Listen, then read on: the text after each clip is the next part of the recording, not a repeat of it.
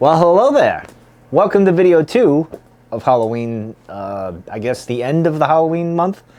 And I figured I'd close it out with this tale, which ties into my first video as to why I don't believe, and I don't know if you can see my breath. It's cold in the shed of solitude. But anyway, so I decided, all right, I smoked my Sleepy Hollow in my happy jack-o'-lantern pipe, which is now resting up there. It needs a break. Been smoking a lot with that pipe this week. But I thought, well, if I'm going to tell this tale, I need a good tobacco and a good pipe. And I thought of, well, I got to go with my favorite pipe, the 7LE320, the author pipe, which is fitting because there's a lot of authors that I like, Poe, Conan Doyle, Christopher Morley, you know, all that. They kind of invoke some kind of suspense or horror or something like that. But the tobacco I'm smoking is none other than The Haunting. Let me see. There we go. Which is perfect for this because it's kind of what happened to me when I think I was around 13, 14, between 12 and 14. We'll leave it at that. I was still riding my bike. I know that, and I was still bored, and I was still in that preteen thing, not too obsessed with girls yet. Well, I kind of was.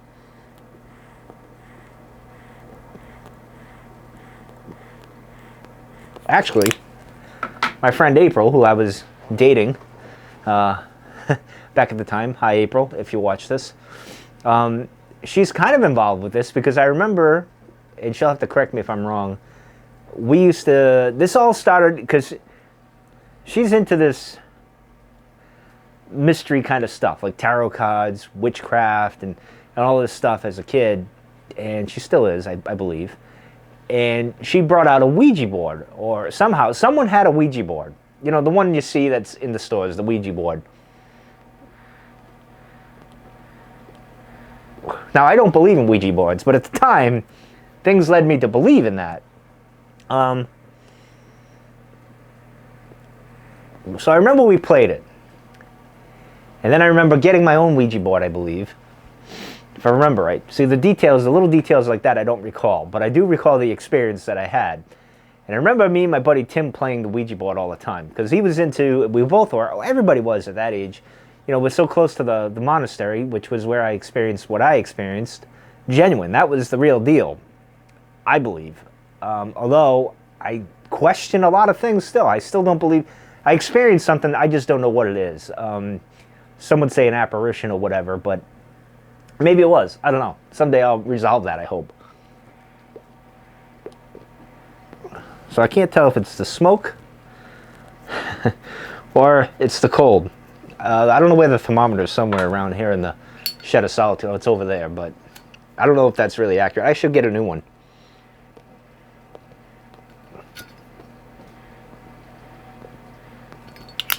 My hands are cold, so this might be a very quick video, which I didn't intend. I felt like this should have been a good 15 minutes, but I don't know if I'll get into that. But so anyway, we got the Ouija board, and I remember my buddy Tim sleeping over, or we were playing one day in the afternoon with the Ouija board or whatever, and we were talking to this so-called spirit. Now, I believe he was moving the thing around, or maybe I was, I don't know, or whoever was playing with us at the time. I want to say April played a few times, but this one particular time, this is how it started with Tim and I. Although April could have been there, we were playing the Ouija board. I believe we were on my front steps, or we were over at her place, the place where she would babysit. And we were talking to a spirit, and I kind of, well, I was a punk back then. I got mouthy to whoever we were talking to, swearing at them, saying these things, and what have you. And they were replying with bad things as well. Not the brightest thing, you know. You'd see all these horror movies You'd think you'd get it in my head where, no, that's probably not the best idea to do that, Michael. So in any case, we were done playing, whatever, and I went home, ate dinner, did whatever I normally do, and then sleep came. Now, I'm a night owl. Well, at least I was back then. Now, not so much. I kind of go to bed at a somewhat decent hour now. But I do my best work at night, really. So in any case, I ended up falling asleep. And then I started hearing voices. Like whispers. And it kind of freaked me out. This happened a few nights. And it got me weirded out. So I remember sleeping in my sister's room because I got so freaked out on like the third or fourth night, and I could still hear these voices, and I was imagining I was hearing things. Then there was one night I went back into my room. I want to say it stopped for like a night or two, so I felt good enough to go back in my room.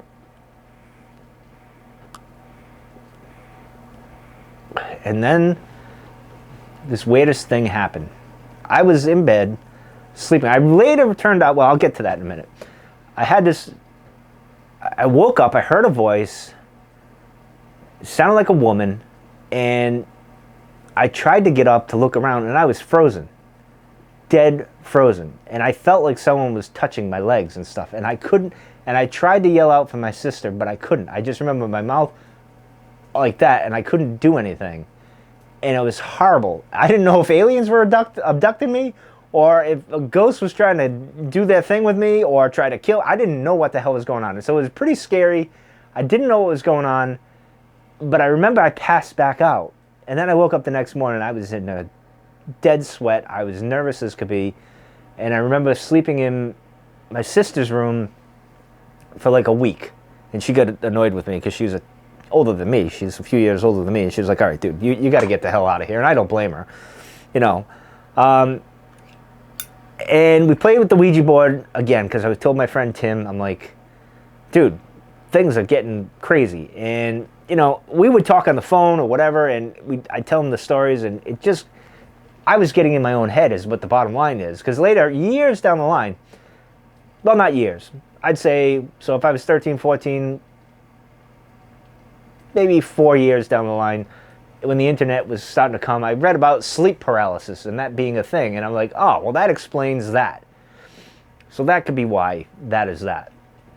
But I remember scared out of my wits over this thing. And I remember conflicting with myself. I'm like, this is just a kid's toy. They wouldn't sell it if it was really going to, you know, you're going to get in touch with a demonic spirit or something like that.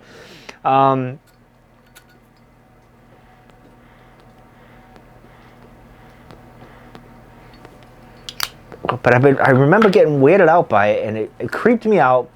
I remember I was sleeping with my light on a few nights after that. We played the Ouija board again, and whatever it was communicating wasn't happy with me and was saying these things to me. I think it was my friend pulling my leg, you know, moving the thing around.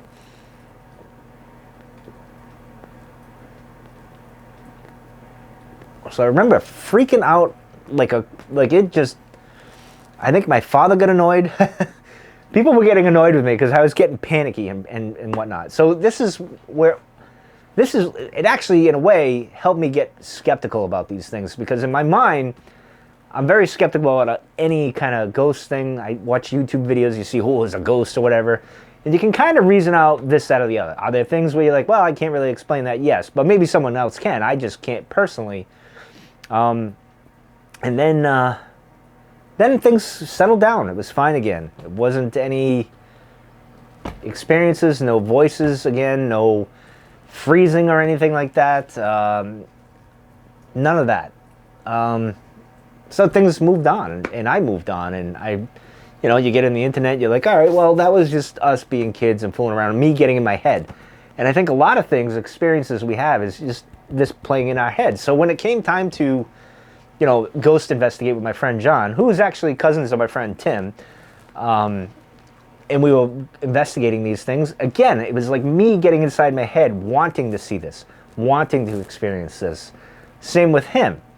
The only thing that makes it really puzzling is that, you know, if it had just been me alone, I'd be like, all right, I'm hallucinating, or I'm imagining this in my head, or what have you. Or people could say, well, you were drunk, and I wasn't. I wasn't into drinking then. This was a few years before I get into my drinking and whoring around type of thing. This was preteen stuff. And then when I experienced, when I was a teenager, when I was driving with my friend John there, and he was driving, and we experienced this thing, that's what throws me off, is we both experienced the same thing. We saw the same thing. And at that point, you're like, all right, and this is where I go back and forth with it, because I'm like, all right, you had the experience with the Ouija board where you kind of were in your head, right? You were imagining voices and spirits and all these other crazy things, and then you have this, what I guess I'll call a genuine experience, even though I don't know what the hell it was. When it happens, I doubt it myself. I'm like, well, what? How could two people experience that, see the same thing, see the apparition kind of just dissipate into this, towards this building? My friend almost hits it and panics. I look at the face, there's nothing there, and then we see no legs, and it's doing its thing, and it's just very crazy. So I wrestled with the two. Like, all right, this was a bunch of nonsense in my head, and I can explain that. This I cannot. But I had this experience, so I'm like, all right, what the hell? How do I make sense of all this? And I guess you'll never will. Unfortunately, none of you were there to see it or experience it like me. And I don't know if my camera's getting fogged up from the cold and the heat, or I don't know. But anyway.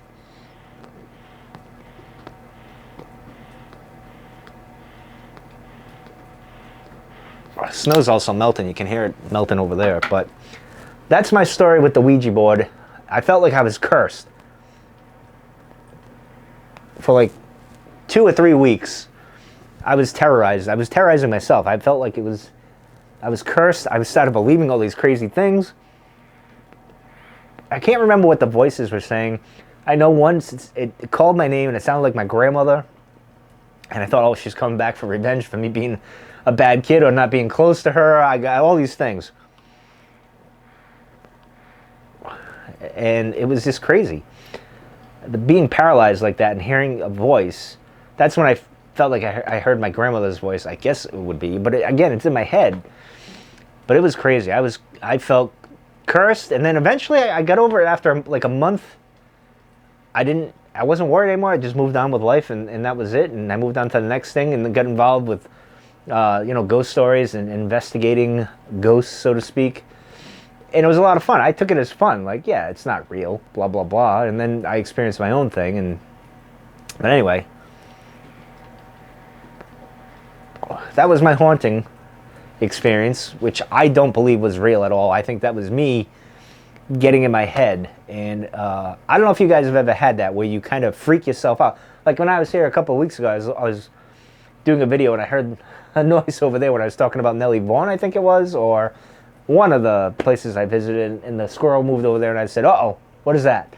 You know, you kind of freak yourself out and get in your head. And, you know, it's funny, because if I went to go investigate, like a insane asylum in the middle of the night, even with friends around or everything, it's almost like when you watch The Blair Witch, and I remember, because The Blair Witch reminded me of this, is you're kind of freaking yourself out over these things, and you're hearing things, imagining things, and whatnot.